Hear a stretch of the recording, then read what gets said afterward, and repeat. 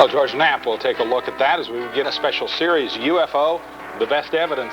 Part 1's coming up. Have seen an unidentified flying object, yet the subject of UFOs is generally scorned by science, journalism, and the government. An Eyewitness News investigation into the topic that was broadcast last November has drawn worldwide attention, and not all of that attention has been positive. Tonight, George Knapp picks up where our previous series left off. The new series is called UFOs The Best Evidence, ? Gary and Mary Ruth, we've added the question mark for a good reason. There are many unanswered questions about UFOs and about some of the people who claim to have knowledge about the topic. Questions about credibility and motives. We'll be taking a hard look at some of those questions this week and beyond. One thing we found is that despite some sniping from other media and the scoffing of government officials, people want to know about UFOs, even some very prominent people. Because I know 15 years ago, if you would have said something, especially with the guys I hang around, they would have gone right, and wouldn't he go into sparks. Kent Oram is a hard-boiled, semi-cynical public relations man currently running the election campaign of Nevada Governor Bob Miller. A few years ago, Oram says, he and his wife saw something strange in the night sky over Mount Charleston. And we looked at it for about 2.5 minutes, and it never budged. And at the time, I made a joke to my wife, if you were under the Starship Enterprise, that's sort of what it might look like. And I would say, it was gigantic, and it was more of a square shape, but it was a lot of lights. And so I had a pair of binoculars in the back of my Ram Charger, so I went to get them. We finally found them, and then we looked up in the sky, and it was gone. Just flat gone. It depends on who I'm talking to about apprehension. They kind of raise an eyebrow at you, Chuck Woodworth is a 20-year veteran of the Metro Police Department, a trained observer who grew up in the shadow of the Nevada test site. He and 4 friends saw their UFO in the desert north of Pioche. All we saw was the light. I'm going to tell you, it's the most intense light I've ever seen.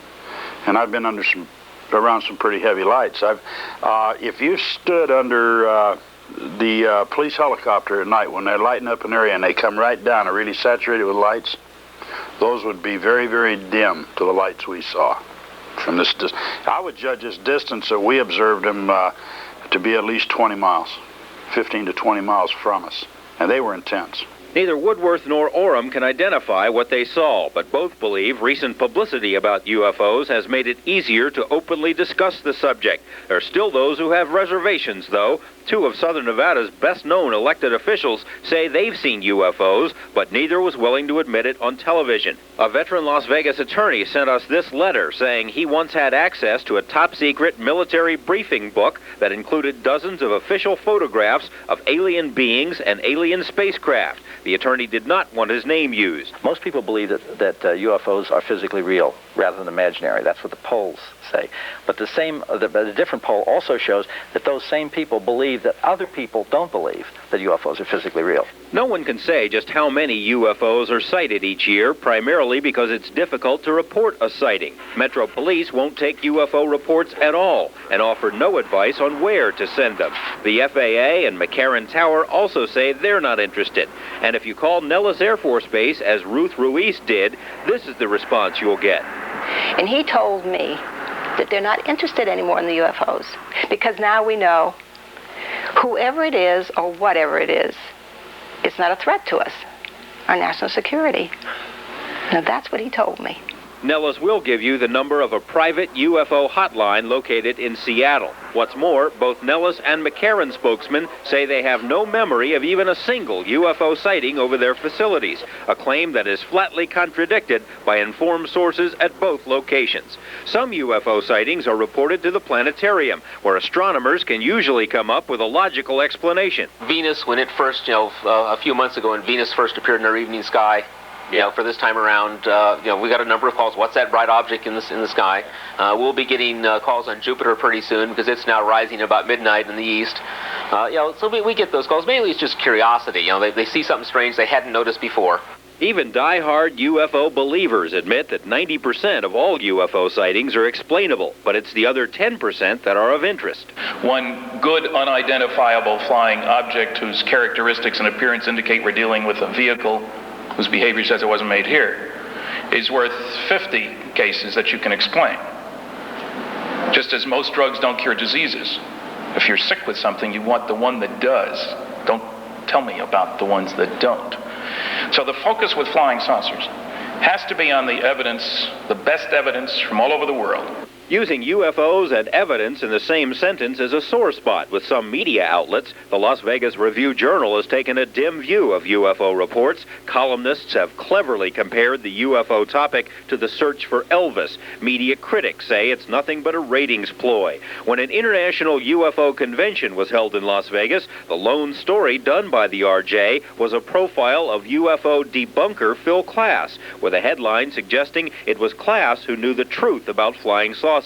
Later, though, the paper succumbed to UFO fever with a front-page story in its Sunday supplement about UFO sightings in Nelson, Nevada. Their word seems to be, snicker, snicker, and make fun of it. But, it's just this attitude that the journalists have got. If they didn't know about it before, it couldn't possibly be true. I mean, they've been sitting on this story now for about 2 years when I first started out, and there hasn't been one of them that has done any useful research at all. Anyone who takes but 1 hour to review some of the available evidence cannot come away without the firm conviction that there is something out there. Not all media have shunned UFOs. Radio talk show host Billy Goodman for months devoted most of his program to the topic, but Goodman's show was canceled by station management. His listeners suspect it's part of a government plot. Station executives say while the show was popular with listeners, it wasn't popular with advertisers. They canceled Goodman, they say, as part of a format change to news and sports programming. Much of Goodman's multi-state audience is now listening to Florida-based talk host Chuck Harder, whose For the People network is heard on 80 stations coast to coast and frequently focuses on UFO developments in southern Nevada. Predictably, UFOs remain a staple of the tabloids, which seem to be getting even further out than before. Nazi astronauts return to Earth in surprisingly good health, according to NASA sources. Space aliens stealing our frogs. They must be stopped before it's too late. Remember the psychic who invited aliens to land at a Monday night football game? They never showed up, not because the Eagles-Bears matchup wasn't appealing, but because the Goodyear blimp scared them away.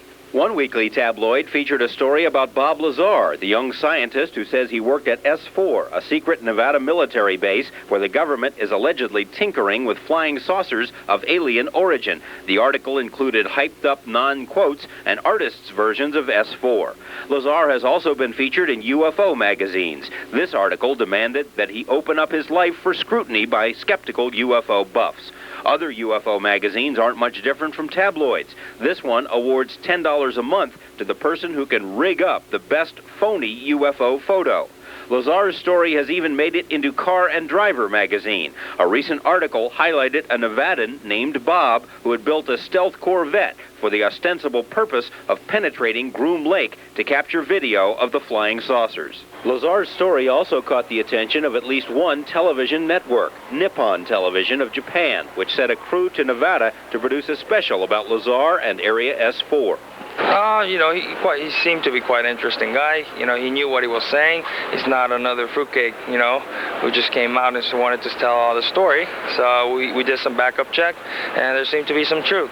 Lee and his crew have produced 17 one-hour programs about UFOs for national broadcast in Japan. He says he can't understand why American networks avoid the topic. For the report on Lazar, Nippon set aside 2 full hours on a Saturday night. I don't know about here, but in Japan, 2-hour special and a Saturday evening from 7 to 9, it's a hell of a, spot there. There are more than a few people who consider the public fascination with UFOs to be downright dangerous. Aviation writer Phil KLAS says the belief in alien beings and a government cover-up is, quote, potentially as dangerous as Jonestown. That's the jungle settlement where dozens of people willingly committed suicide. A study by 2 psychologists concluded that persons obsessed with UFOs, especially cigar-shaped flying saucers or rounded discs, are victims of a familiar Freudian syndrome.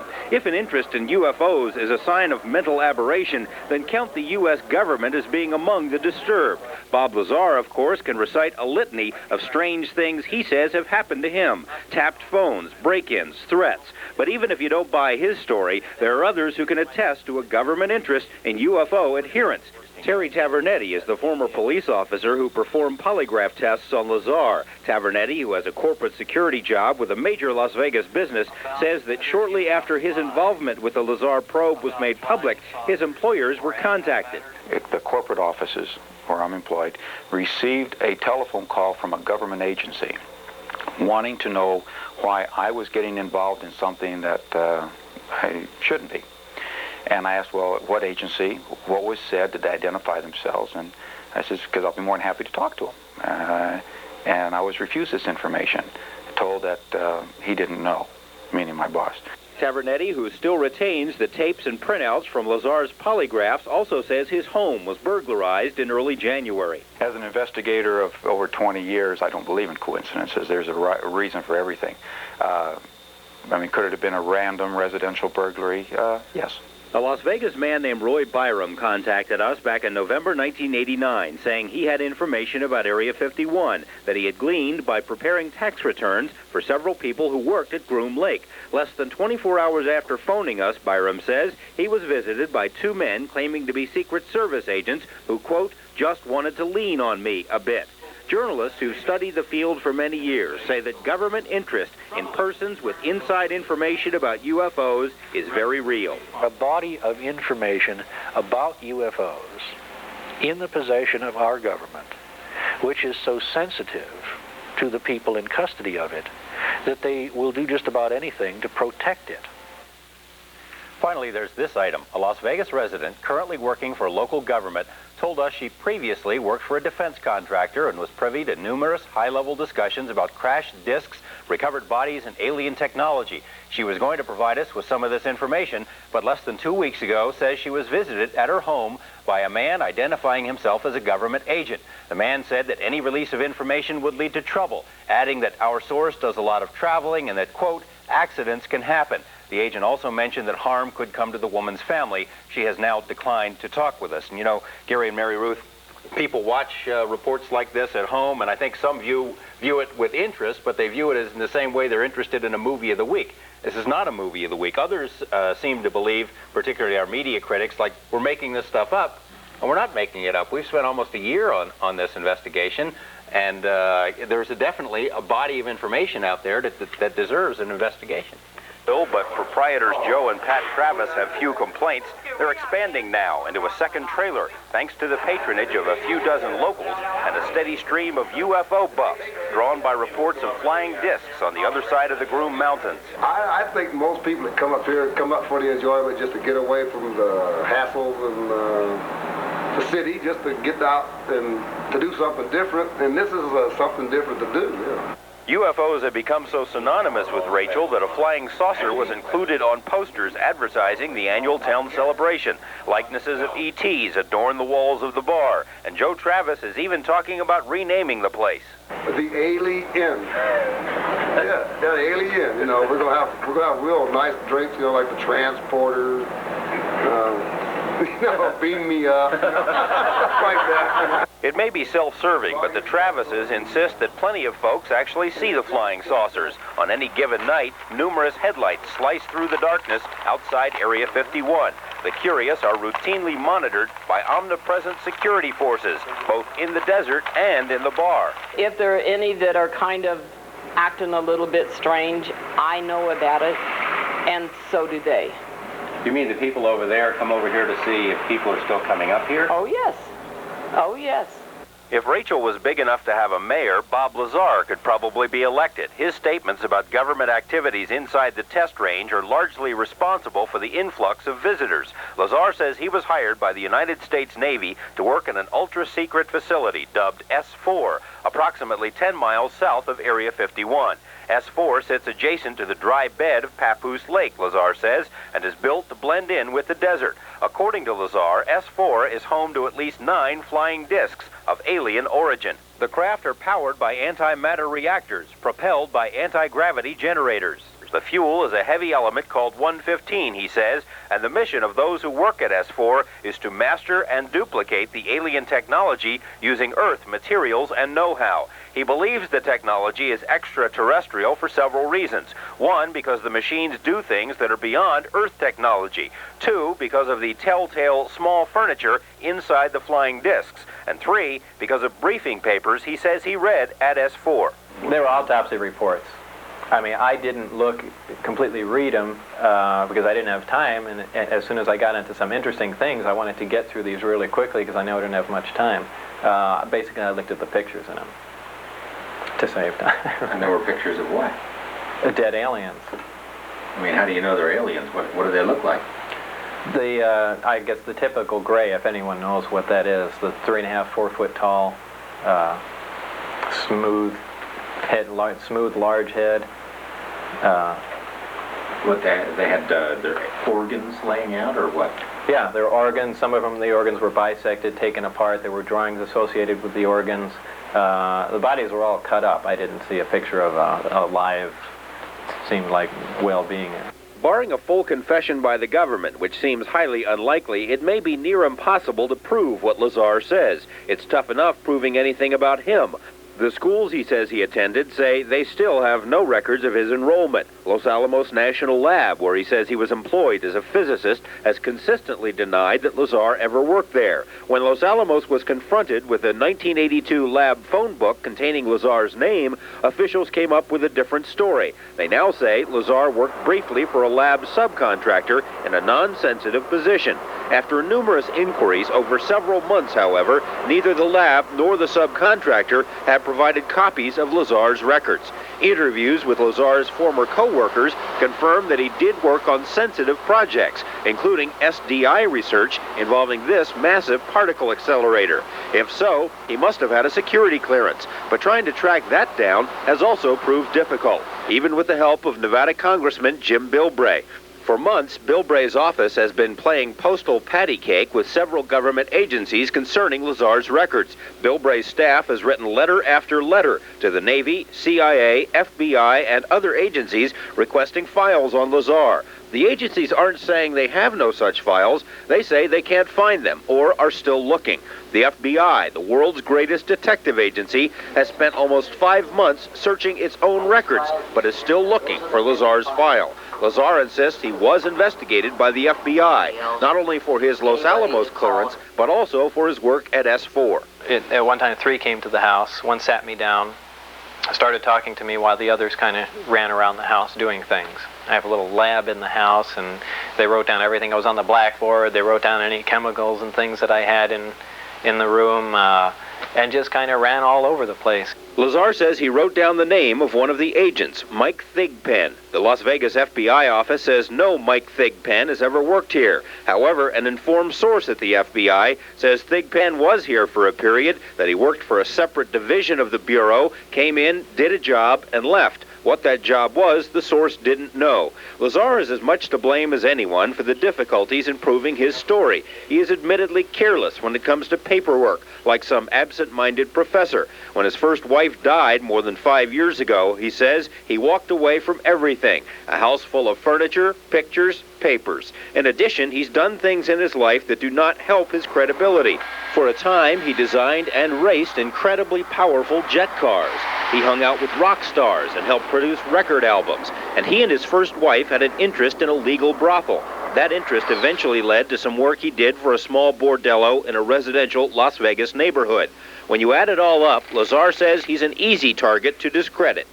There's a tremendous amount of, odd things that I've been involved with over the time, just because I have a wide variety of interests. A lot of it can be misconstrued and, taken out of context, and I'm sure it can be used to make me look pretty bad. And, there again, maybe that's one of the reasons they looked at before hiring me. I'm an easy person to hammer into the ground. You can take any one of a million things.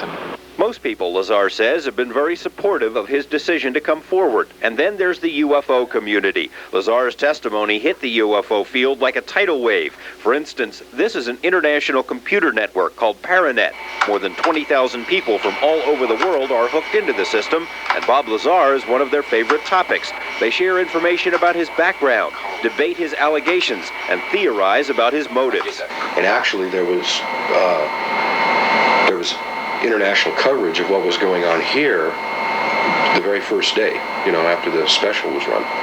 What we're really pressing for and what we're watching for is more empirical evidence that we can work with. One item that popped up on Paranet is this supposedly official briefing dated February 1990 that states Lazar did work on the test range, but that he was never allowed inside the, quote, advanced systems test area. The statement says Lazar is merely out for media attention and that all further inquiries should be handled by Nellis Public Affairs. Nellis officials told us that the briefing wasn't written by the Air Force and that they have no information on Lazar. Various UFO experts have also been beating a path to Las Vegas to talk with Lazar. Dr. Jacques Vallée, an astrophysicist, computer scientist, and author, wanted to find out for himself if Lazar is believable. He seems very credible. I think that he was in the places that he described. He also seemed to have concern with remembering parts of the things that went on there. He seemed to, if you remember, we asked him if he felt that his memory might have been tampered with. Now that is something that I think should be of concern as we explore his story. Could it be that he was exposed deliberately to certain things, perhaps to distract attention from other things? But I'm certainly of the opinion that he's not lying, that he's telling the truth, and that he's genuinely concerned with finding out what happened to him. Vallée believes it is possible that Lazar's memory was tampered with, adding that U.S. intelligence agencies have been experimenting with mind control techniques, including drugs and brainwashing, for decades. Lazar has stated previously that he was drugged and subjected to intense intimidation tactics. Vallée's statements are also consistent with the results of Lazar's polygraph tests.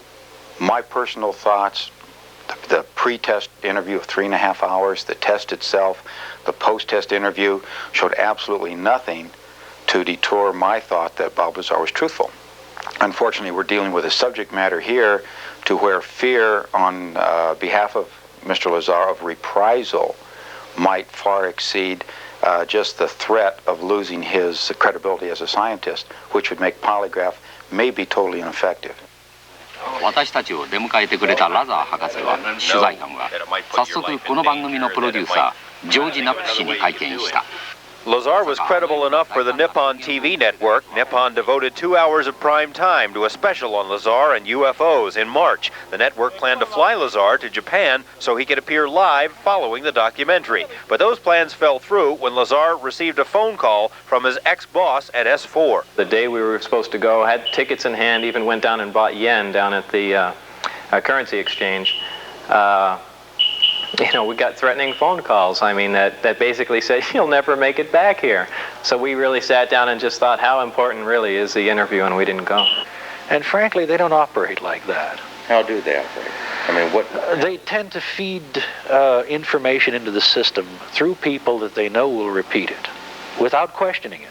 Bill Moore is something of an expert on the government's anti-UFO tactics, and he's clearly skeptical about Lazar's story. He thinks Lazar may be part of a government disinformation campaign, either willingly or unwittingly. Moore's suspicions have been heightened by Lazar's unwillingness to open up parts of his private life to public scrutiny. Lazar says he doesn't care whether UFO people believe him or not, and that he doesn't want to have his background picked apart. Even though he's done things in private that might seem strange, he says he stands by his original statement. The job I had, the involvement with the government cover-up, that sort of thing, the story isn't altered in any way. I mean, that stands as fact, and that's the bottom line. Is government disinformation for real? Is there an S4? Is there a connection between UFOs and stealth technology? More on these topics tomorrow. George Knapp, Eyewitness News 8. HealthWatch station atop Angel Peak can pick out aircraft for 500 miles. For the most part, it detects commercial craft, big airliners traveling at certain speeds. On occasion, military craft will jam the station's sensors as part of training exercises. And once in a great while, the big radar will pick up signals from something strange, something that apparently just hovers over the Groom Mountain area. It mostly stays put. It doesn't move in range or azimuth very much and uses a stationary code that we normally use for a test function. The sightings sometimes last for up to 15 minutes. Barnes says it could be an advanced helicopter, but he doubts it. So what is it that floats above the most top-secret location in the world? Finding out isn't easy. The Groom Mountain location, also known as Area 51, is shut off from the world by a combination of desolation, motion detectors, laser sensors, and a highly mobile force of large, ominous security personnel. Men who are, according to informed sources, culled from the ranks of veteran Green Berets, Navy SEALs, and police agencies, and are supposedly trained by America's elite Delta Force. So what's the big secret at Area 51? It's likely there are more than one, but the biggest may be the one Bob Lazar says he worked on. Lazar says he worked a few miles south of Groom at a place called S4, and that this is where our government is trying to master at least 9 flying discs of alien origin. The hangars are all connected together, and there are large bay doors between each one.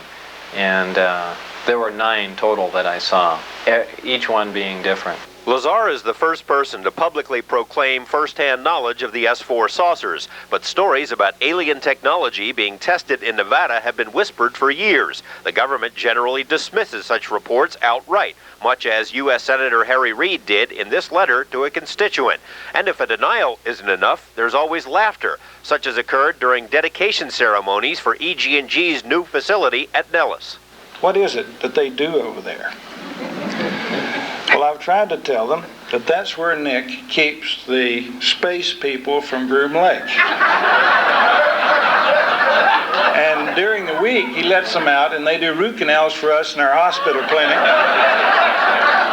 Jim Goodall, for one, doesn't think the story is all that funny. Goodall is one of the best-known aviation writers and photographers in the world and has written what may be the definitive book on stealth technology. He did it by cajoling information out of a network of aerospace and military sources.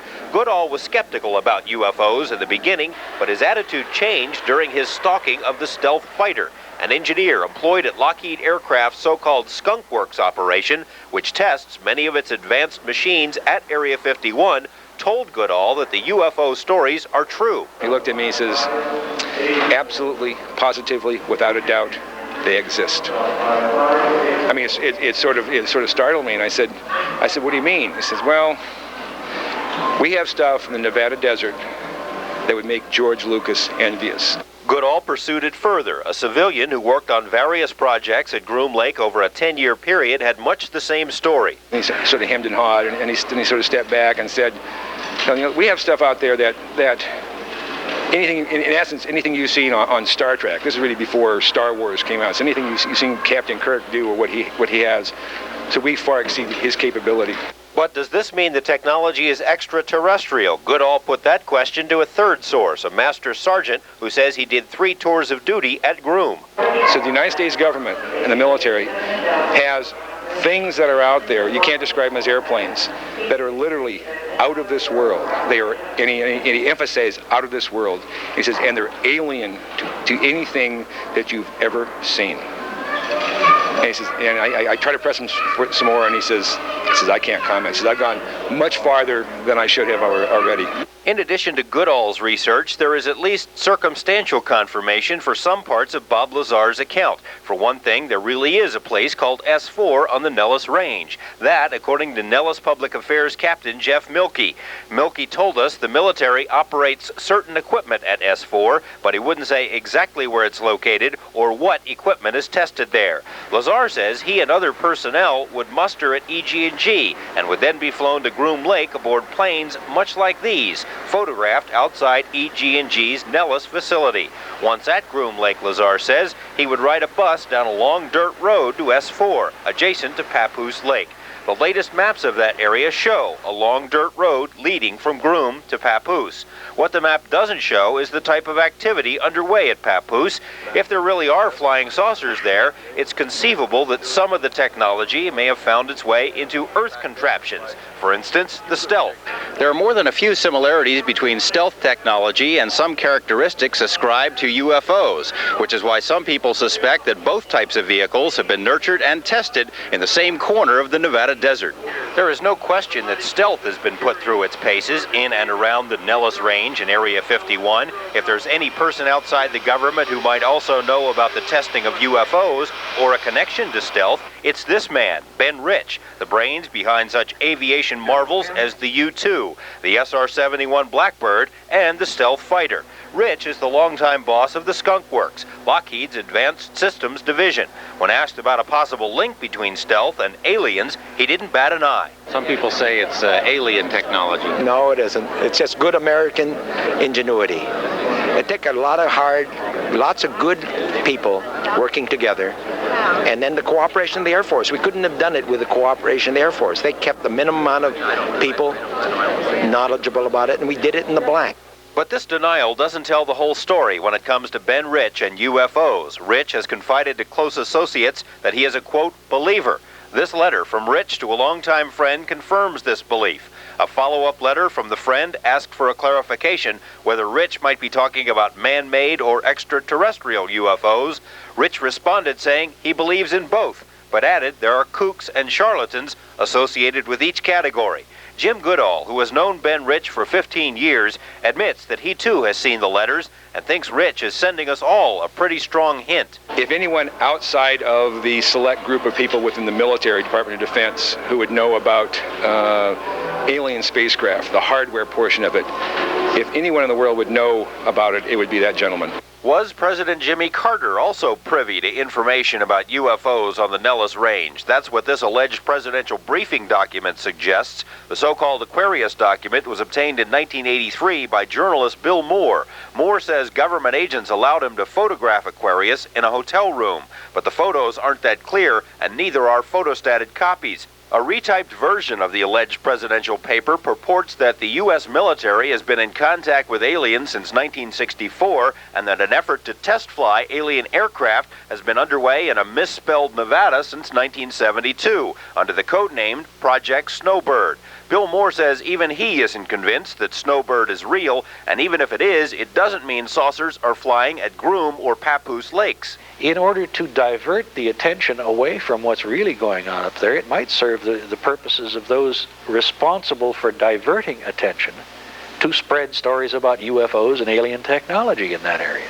If someone really did try to divert attention away from Groom Lake by spreading UFO stories, they made a big mistake. Just ask any of the city folk who routinely drive up to sit outside the base and watch. More importantly, Moore's suggestion that someone official might be spreading false information about UFOs must seem supremely ironic in certain circles. That's because Moore is considered by some to be the reigning expert on disinformation.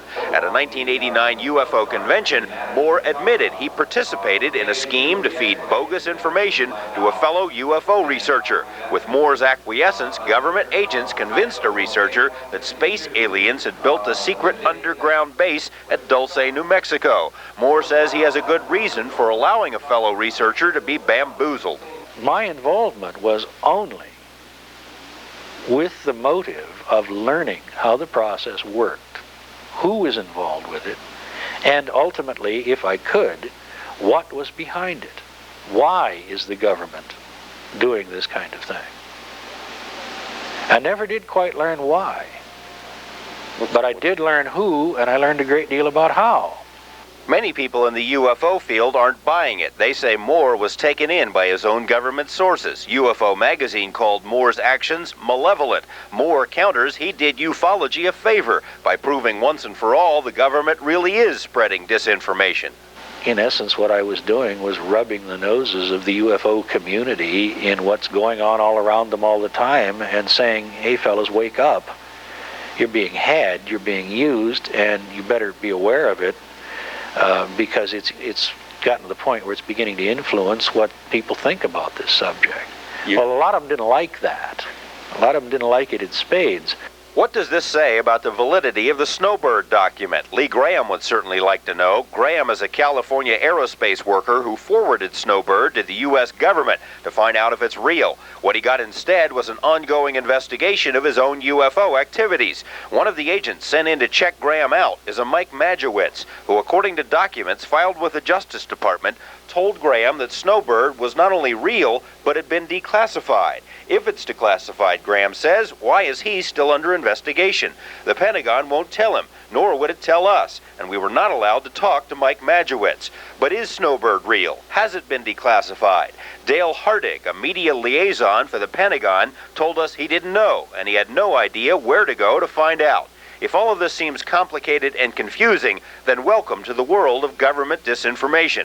And there's a lot more where this came from. Well, sometimes when you deceive the public, you're protecting the public. And I certainly would protect the public in deception operations if it was for their own good. Is the so-called Falcon another source of disinformation, or is he for real? More on that tomorrow. George Knapp, Eyewitness News 8. 1989 was the taping of a conversation that allegedly took place between space shuttle pilot John Blaha and NASA concerning an alien spacecraft. Houston,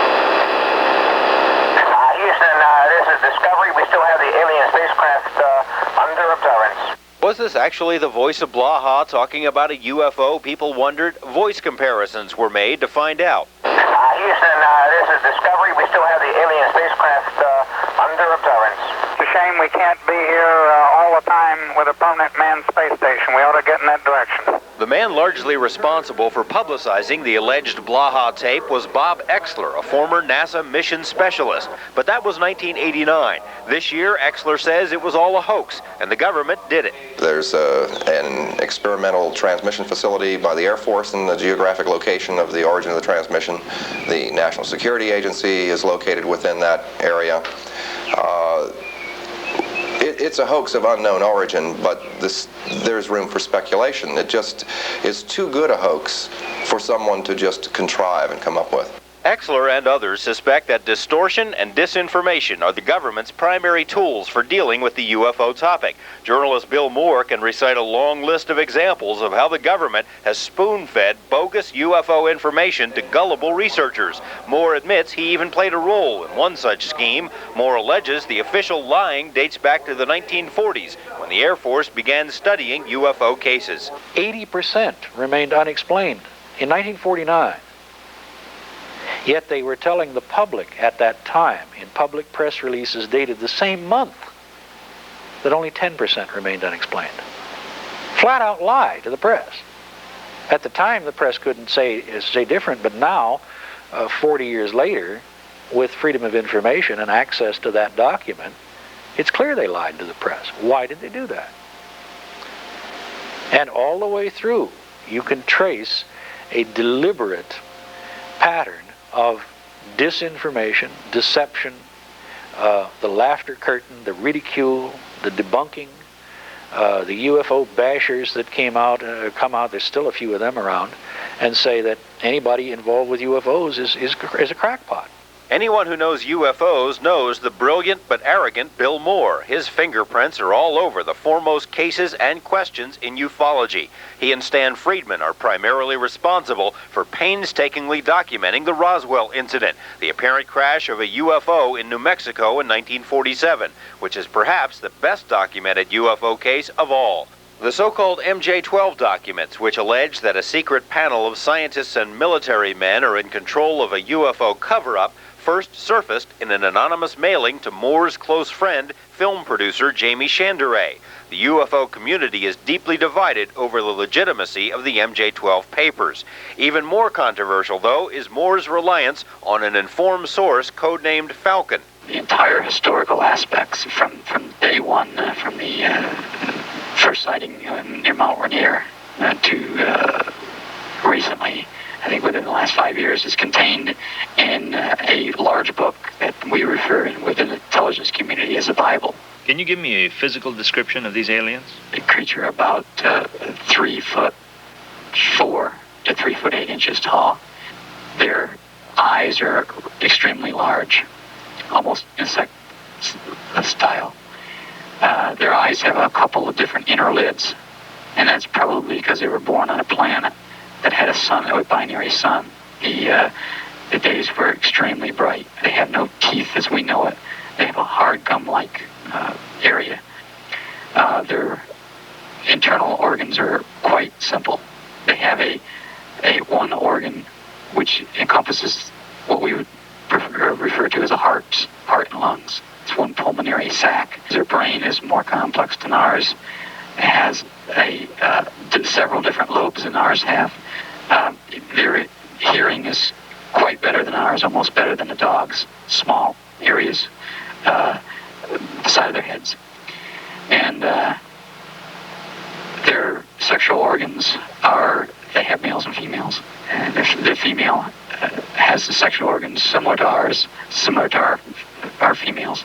They don't require very much liquid. They transfer all the food that they eat into liquids. They extract the liquid. The body extracts the liquids out of the food.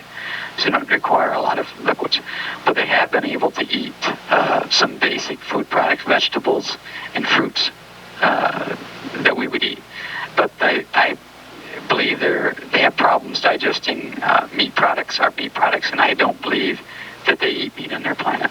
Falcon is one of a dozen alleged intelligence operatives who've been funneling information to Moore and Chandray. The other sources have also been assigned bird-like code names, including Condor and Hawk. Falcon in particular has vocalized support for many of the same UFO positions defended by Moore, namely the existence of MJ-12, the legitimacy of the Aquarius document, which alleges that flying saucers are being tested in Nevada, and the reported plot to withhold UFO information from the public. Moore and Chandray have, for the first time, produced a videotape for mass distribution, sort of Falcon's greatest hits. Our job out there in the field was to investigate sightings, landings, or contacts with UFOs or UFOs extraterrestrials in a way that we wouldn't draw attention to the public. So we had to do our investigation through a covert means. And that's why we were disguised or under cover of military or other federal agencies when we were investigating these UFO sightings. We run it just like we would run an intelligence operation. We would solicit either witting or unwittingly. We recruit these people just as an intelligence officer would recruit an agent in a foreign country to provide us information on these sightings. We've used newspaper personnel wittingly and unwittingly, and we've used scientists, or we have posed as scientists. Well, sometimes when you deceive the public, you're protecting the public.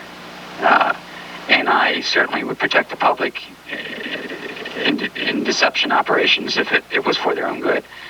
But some aspects of this UFO investigations that have occurred over the years have no reason to be withheld from the public.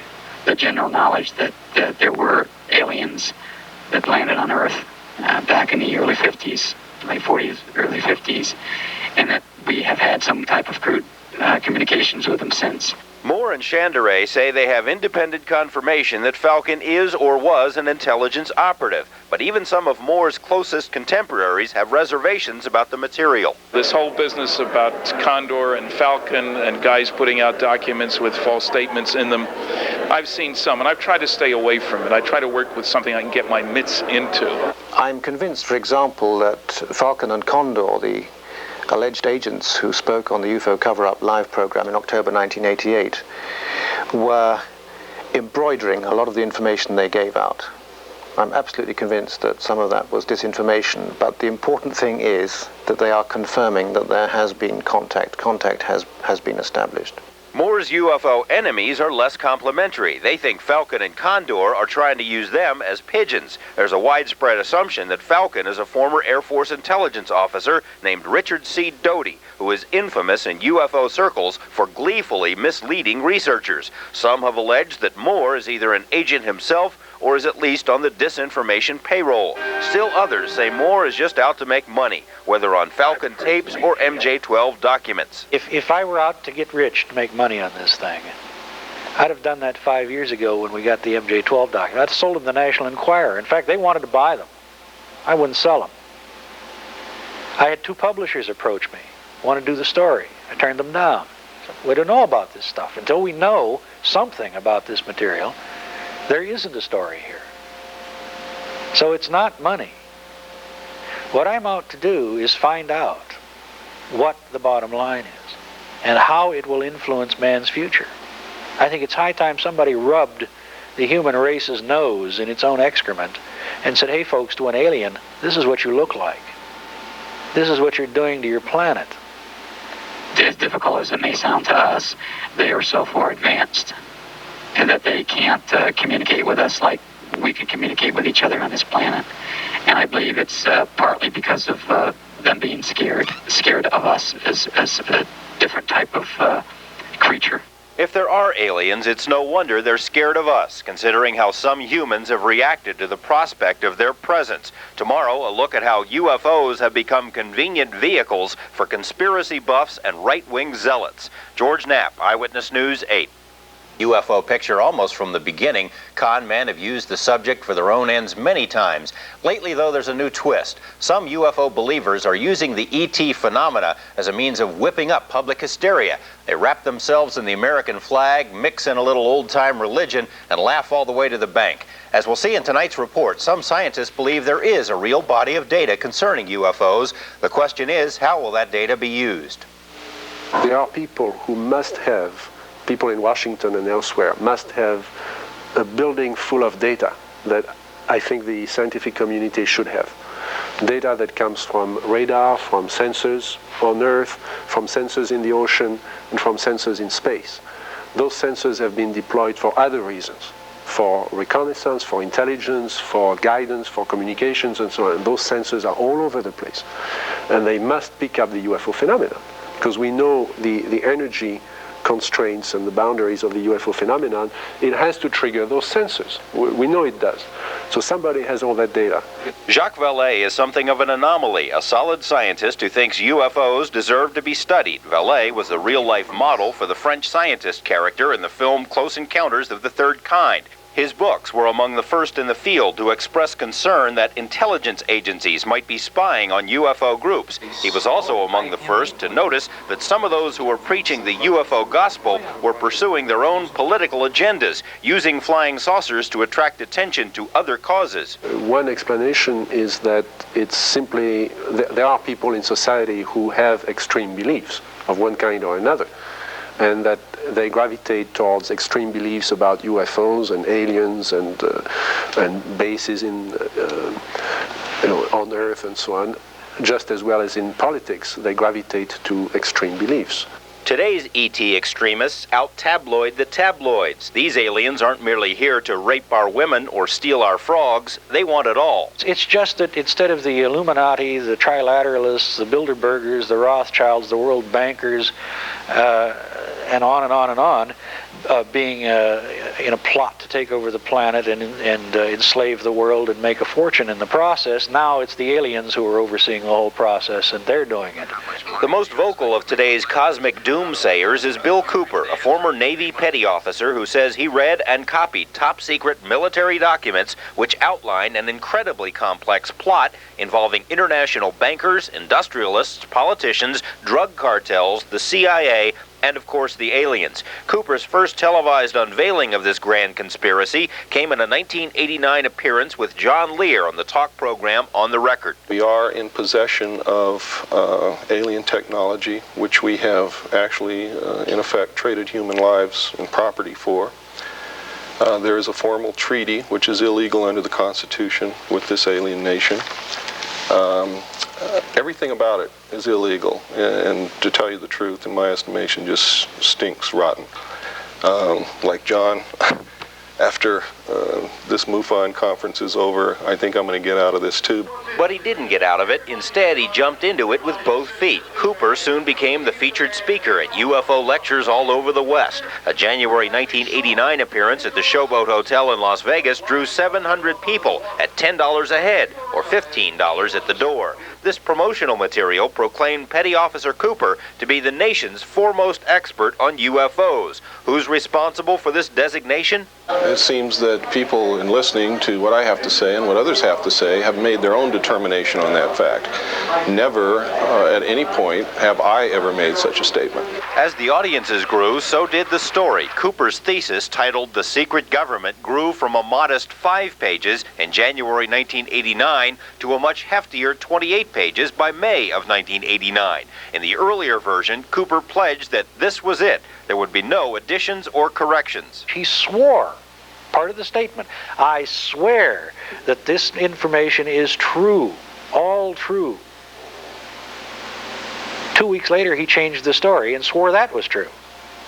Then he changed it again and swore that was true. Then he started suddenly assimilating information which he got from other researchers and other individuals and incorporating that into his story and claiming that it was part of the material that he had seen in 1972. According to the Cooper scenario, humans have had a base on the moon since the 1950s, another on Mars since the 1960s. We've recovered dozens of crashed disks and scores of alien bodies. The aliens are here to use us for food and genetic experiments, including mass sterilization, which is why we must hang on to our guns and oppose birth control. George Bush is in on it, so is Henry Kissinger, the Vatican, and most of the nation's leading scientists. John Kennedy was assassinated because he was going to blow the whistle on the drugs and saucers connection.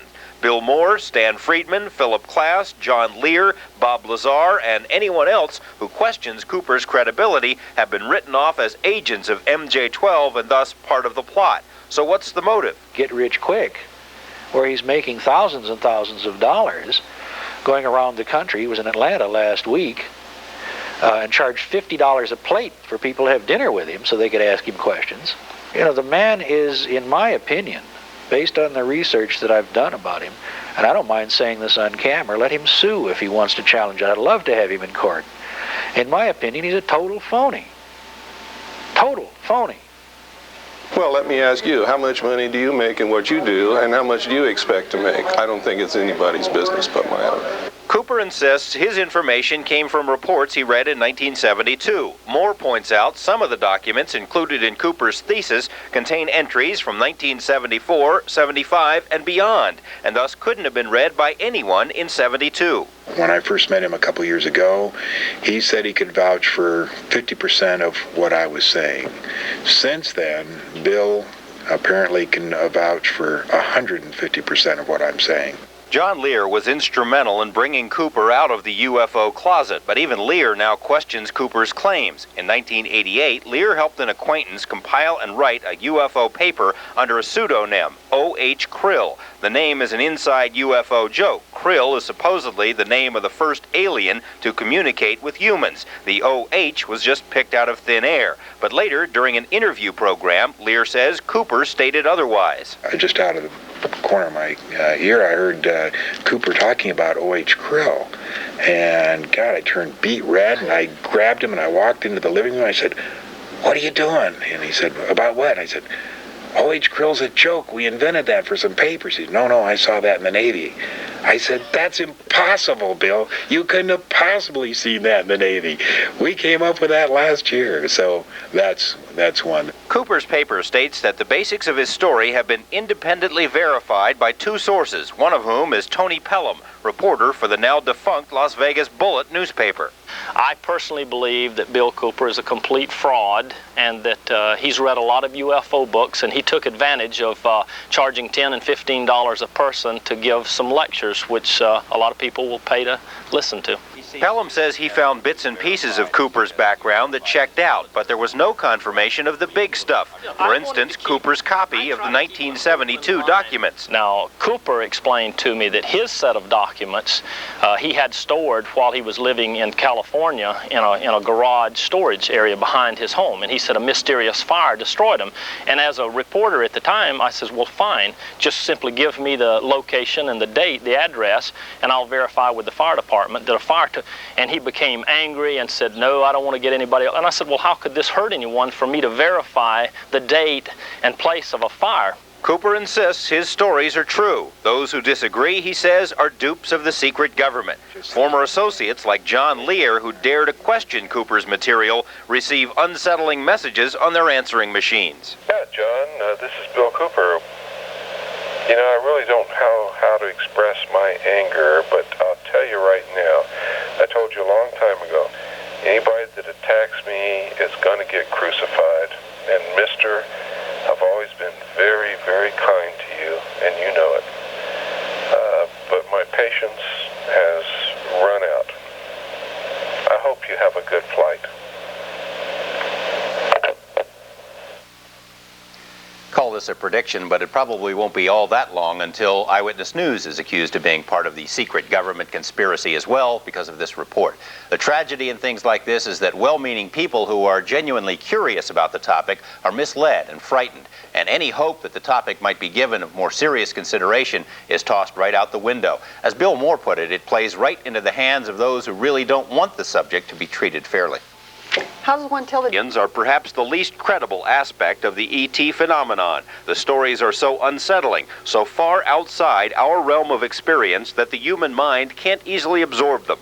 The evidence suggests, beyond any doubt as far as I'm concerned, that we're being visited by some form of intelligence which is higher than ours, and some kind of technology which is higher than ours, and it is able to pick up human beings at will as objects of study, the way we might a lesser species.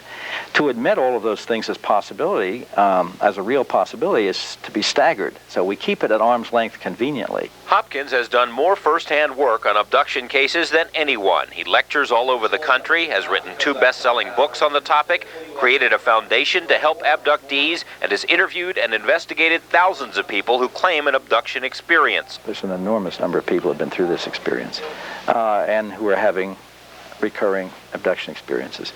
I don't know how it operates on the scale. I don't know how they can do it, but they're doing it. Who are the abductees? Hopkins says they come from all walks of life, and because so many say they were first abducted as children, Hopkins and others believe the victims are chosen more for genetics than anything else. A university study of 225 alleged abductees found them to be above average in intelligence, self-sufficient, honest, and generally devoid of mental disorders. Is that someone there? You know, I see you. I'm seeing someone there. I don't think I like this. It's going fine. Get out! It's going fine. Away! Get away! Out! Get out! The movie Communion, like the book of the same title, is based on what writer Whitley Strieber says are real-life experiences. Strieber doesn't claim to understand the full story of what happened to him, but he insists it is real, not something he dreamed up under hypnosis. The material I was talking about, none of it is based on hypnotic regression. I've remembered pretty much everything that's happened to me at my cabin, and most of the other people have too. And most of the letters I receive are from people who have just natural memory. They haven't been undergoing hypnosis either. The experience described by many abductees is sometimes compared to rape. Hopkins once arranged for a psychologist to evaluate the case files of several alleged abductees without telling the doctor what he was looking for.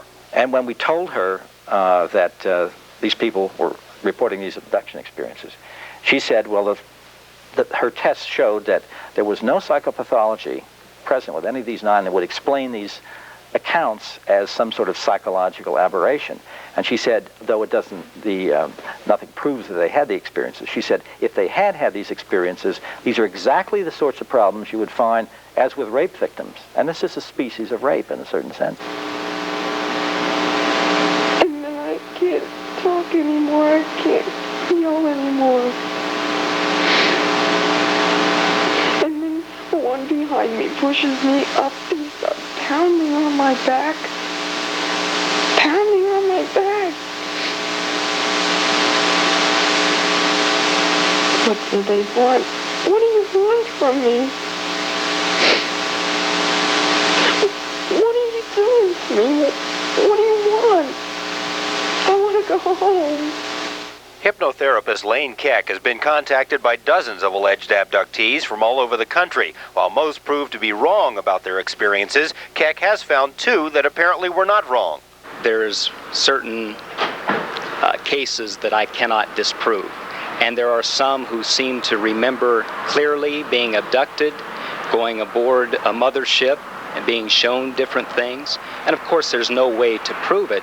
But what I can say is it appears, just appears, that they have had this experience or believe that they have had it. Bud Hopkins says there is frequently physical evidence to substantiate these stories. Often the victims discover unexplained cuts, scoop-like scrapes or scars, as if skin samples had been taken from them.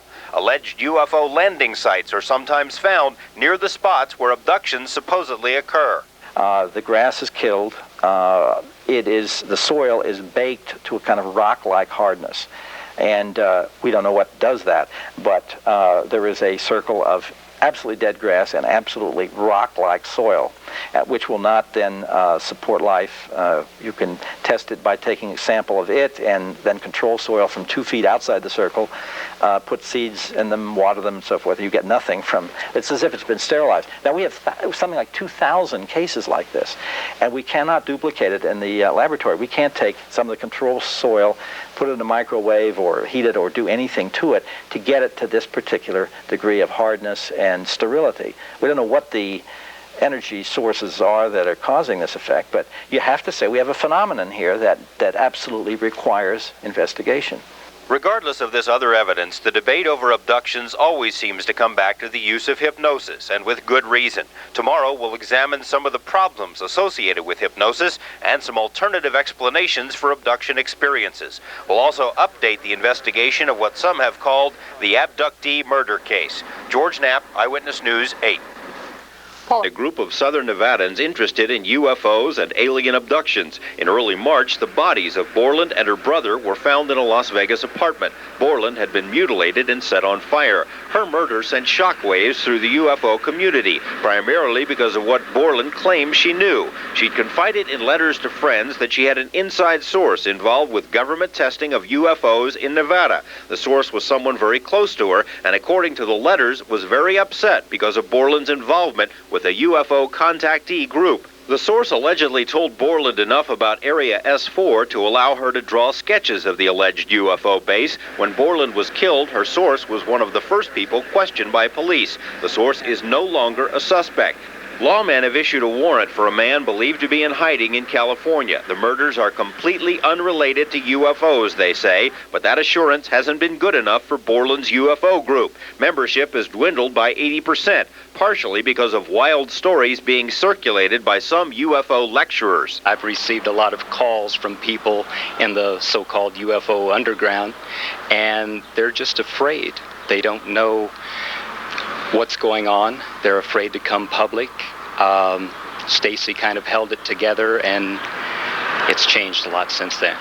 Suddenly appeared. There was no explanation at all. The UFO group organized by Borland is one of dozens scattered around the country dedicated to exploring the alien phenomenon. Most members don't make claims of having had an alien contact. They're merely curious. Jeff Graff is among the curious. He says he's seen numerous UFOs over the years and decided to undergo hypnotic regression after discovering a scoop-like scar on his leg. He says the regression revealed that as a child, he'd been taken on board a spaceship. It's hard to believe, and I didn't want to really believe it myself. And even after having the regressions, I've still gone back and forth as to whether I truly believe it or not. One reason for the reticence is that Graff isn't entirely sure his hypnosis sessions were objectively conducted. Psychologists and others say there are many problems with regressions, which is why even some abductees who've relied on the technique have doubts. I think that hypnosis is an inappropriate technique to use to try to find out information about this. When hypnosis was used in my case by Dr. Donald Klein, and by the way, I might say to everyone, never let yourself be hypnotized by a UFO investigator. If you want to do this, go to a qualified, licensed therapist only. Anyway, I was hypnotized by him to enable me to live through the fear, not to find out the facts, and that's what it's good for. Science has come up with several explanations why people under hypnosis claim to have been abducted by aliens. Bad dreams, wild imaginations, reactions to high stress, media brainwashing, epilepsy, and something called confabulation, in which the brain just makes up what it can't recall. Hypnotherapist Lane Keck says most of the alleged abductees that he sees are actually remembering some other traumatic or emotional experience. One of the cases had to do with a C-section. They had seen a movie and the abduction and the probes and all of that, and they reacted strongly to that.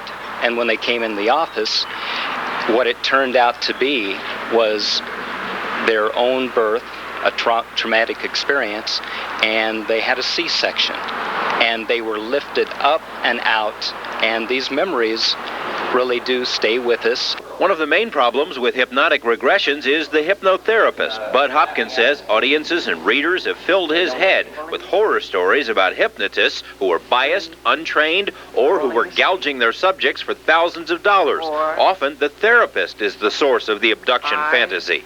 A person under hypnosis will easily pick up what your own beliefs are and what you expect them to say. And they will lead you, consciously or unconsciously, they lead the witness to say certain things. And I have a lot of trouble with that. I think it is unethical, and I think it's not going to get us to the truth. Bud Hopkins, who's conducted scores of regressions, couldn't agree more. During his sessions, he purposely tries to lead his subjects away from the abduction scenario to see if they return to it on their own. But his data isn't entirely dependent on hypnosis. Between 20 and 30% of all the cases we have, people remember them without hypnosis. Some of the most famous cases. Hopkins also says the concept of media brainwashing doesn't hold water because even though most Americans are familiar with books and films about aliens and flying saucers, the same isn't true for the rest of the world. Yet, abductee reports from, say, New York are identical in detail to abductee reports from Zimbabwe. Besides, Hopkins has an ace in the hole that has not been made public. I've been collecting drawings that people have made of a notational system, it would seem, numbers, letters, whatever, that they see inside UFOs on a wall or a page or something. And they're virtually identical. They've never been published, obviously. They're one of my ways of being able to test the veracity of a new witness. But I've had a situation once where, recently, where a woman made these drawings. She had remembered what she'd seen in the UFO. She'd remembered under hypnosis and partially normally. Made the drawings, and I was so stunned, I showed her a couple of other people's drawings, too, at that point to show it was exactly the same. UFOs The Best Evidence? Mary Ruth, Gary, the long-awaited conclusion to this series. Some people get very angry about this alleged cover-up stuff. They say, this is America, we have a right to know if it's true, without realizing what they may be asking to hear. Tonight we examine a few additional UFO cases, some intriguing videotapes, and a couple of very big what-ifs. Without a doubt, the photographic evidence in this case is by far the best documented evidence I've seen in 40 years of field investigations into the UFO phenomenon. The addition of the videotape tended to corroborate the photographic evidence and vice versa. Bob Exler's reference is to a series of UFO sightings in Gulf Breeze, Florida, sightings that are among the best documented in UFO history. The Gulf Breeze incidents have been publicized on national television and in a new book. The evidence? Dozens of color photographs of odd craft, videotape of those craft, photo analysis by UFO investigators and outside experts, alleged UFO landing sites, and polygraph and psychological tests conducted on the key witnesses in the case. There are skeptics who argue that such evidence can be rigged, but what's important in this case is that more than 150 people, including public officials, also saw the same UFOs on several occasions at different locations. Coincidentally, perhaps, the reports of the UFO sightings were soon followed by the arrival of advanced military radar equipment in and around Gulf Breeze. The military interest in the Gulf Breeze cases is quite an interesting phenomenon within it itself. They have reported at the Pensacola Naval Air Station a significant amount of radar signatures involving the UFO activity there. They have deployed ready alert teams. The air and sea rescue squads and the helicopters have gone out on several occasions. None of this means diddly to science, and in a sense, how can you fault the scientists? The UFO phenomenon isn't like botany or zoology. The objects of study don't stick around for observation. They're fleeting, here 1 minute and gone the next. If anyone would bring in some little green men and they would run around on my conference table, I would consider that convincing. See, but absent that kind of physical evidence, I remain very skeptical. Much of the evidence that does exist is of uncertain value. This videotape of objects sighted over Las Vegas is the subject of much local speculation. Some say it shows UFOs. Others think it looks like a couple of kites. At least one person insinuates it's a hoax. This tape, obtained from Nippon TV, shows a UFO that seems to just disappear. If it is technology, it's technology we don't have. It's small wonder that even ufologists can't agree on where the alleged aliens are from or what they might want. Jacques Vallée thinks they may be from other dimensions instead of other planets. Bud Hopkins thinks the aliens are here to interbreed with humans because their species is in trouble. Whitley Strieber says the visitors may be interested in our souls. Whether or not there really are alien visitors, evidence does exist to show our government hasn't been entirely truthful about the topic. Documents have been withheld or destroyed. Agencies have lied about their investigations. Other agencies have spied on UFO groups and researchers. Journalist Bill Moore asked the FBI for his own files. After a year of legal wrangling, the feds released only 6 of the 61 pages, and the 6 pages they did release were heavily censored. Stan Friedman had a very similar experience. Bob Lazar is still fighting to obtain his records. This reluctance by the government to even discuss UFOs became evident in our talks with an FAA employee. In the way of UFOs, I mean, people wonder why we don't pick them up on radar. I guess I have to say I'm not in a position to respond to that. You're not supposed to talk about it? That's correct. Behind the scenes, government agencies sing a different tune. This is a reproduction of a chapter from an Air Force textbook written for use by Air Force cadets. It states that UFOs have been around for thousands of years, that most reports are from reliable witnesses, that there is evidence they are of alien origin, and that the topic is worthy of in-depth study. When ufologists found out about the chapter, it was pulled from the curriculum. Why? I think, in a nutshell, that the government painted itself into a corner about UFOs for very legitimate reasons 45 years ago. And I think the paint's still wet. They don't know what to do about it. Could the government have legitimate reasons for maintaining a cover-up? Many of the same investigators who've complained loudest about it say yes. Timothy Good thinks alien technology, now in the hands of the U.S. government, is so potentially important to the military that it should be withheld. It was classified higher than the hydrogen bomb back in 1950, and it's still classified way, way above top secret. And that's perfectly valid, in my opinion. It's rather like the hydrogen bomb. I mean, I think we're entitled to know that it's there, the effects that it has on us, but I don't think we're entitled to know how to build one. There may be other reasons for the secrecy. In 1960, NASA published a study that hypothetically pondered the effects of human contact with an alien civilization. The study concluded such contact would result in anarchy, the complete disintegration of human society, institutions, religions, governments, unless it was handled in a very gradual manner, with the public being slowly conditioned to accept it. Otherwise, panic. If you go on the air and say the age of the world is over, tomorrow we die, I suppose so, but I think that the government's too smart to do that. I think it has to be done properly. What is the proper way? How does a president tell the public the government's been lying all these years, that beings from beyond are really here? The difficulty of such a pronouncement may itself be a reason for non-disclosure. What politician in his right mind would want to get up in front of a national press conference and say, "My fellow Americans, I come to you before you tonight with an announcement of great importance. Despite all our denials, flying saucers do in fact exist." We don't really know what their intentions are. We don't really know whether they're going to be friendly or not. They can fly circles around the best aircraft we have in flight. We are unable to duplicate any of the metals found on the several craft we have recovered, nor are we able to figure out how they are propelled. We do know they can paralyze anybody they want to at will, take them into their craft. We do not know if they represent a threat, but we know that they're here and there isn't a damn thing we can do about it. We have really nothing positive to say about that. Thank you and good night. One other note. In our reports about Bob Lazar, we told you he worked on flying saucers at an area called S4 and that federal agents had done a background investigation on him for his clearance. One of those agents was named Mike Thigpen. Thigpen is not an FBI agent, as we reported, but according to informed sources, he does work for something called the Office of Federal Investigations, which does most of the security clearance work for the test site.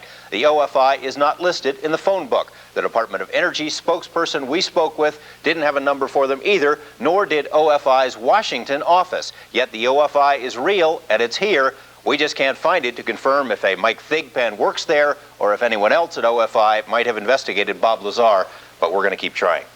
What about people? A lot of people have been calling, asking for information on all this story. A lot of people have been calling. We have prepared a free handout with a lot of names and numbers and addresses where people can write for information and tapes and books and things like that, other material. Just write to us here at the station, KLAS TV, Post Office Box 15047, or if you can't write this down, the address is in the phone book, and send a self-addressed stamped envelope, and we will get something out to you in the mail in a couple of weeks. You went into this believing that UFOs exist.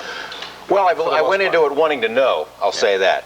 Have your feelings changed? What have you come away with now after a year of working on this? As you might have picked up from that piece, I think I'm a little more sympathetic to the government's position. I mean, some of the material that we have seen in the course of this investigation, I think would be very unsettling and upsetting to the public. It's like one Air Force officer put it, too. The same Air Force officer who for a while was in charge of the Project Blue Book. He said, our job in the Air Force is to identify, intercept, and destroy aircraft and unidentified aircraft over the United States. Now, we can't identify these things, we can't intercept them, and we certainly can't destroy them. So really, this is a job for science, not for the military. I think what we can say about this is there is a body of information. There is some kind of a phenomenon here that can't just be written off. The government is sitting on a certain amount of information that it isn't letting us know about, and I don't think the topic has been fairly treated by science or journalism. It would be interesting if we could have a much larger investigation by someone else. A lot of interest there. Thanks, Thank you, George.